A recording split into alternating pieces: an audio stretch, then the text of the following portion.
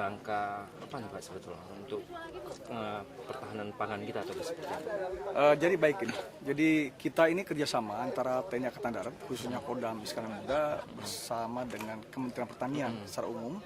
Kita kerjasama dengan Kabupaten Aceh Bahar. Penanaman seretak, Pak. Jadi kita sudah cetak sawah, dilanjutkan penanaman padi seretak. Itu nasional seluruh Indonesia.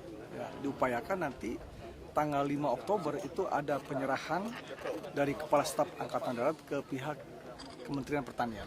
Itu kan juga untuk meningkatkan swasembada pangan dan memang untuk mesejahterakan dan membangunkan masyarakat.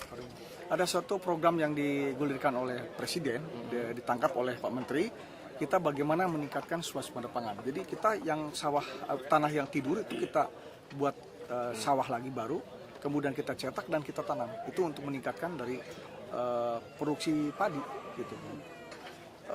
Kenapa TNI dilibatkan dalam persawahan cetak tak ada sebagainya?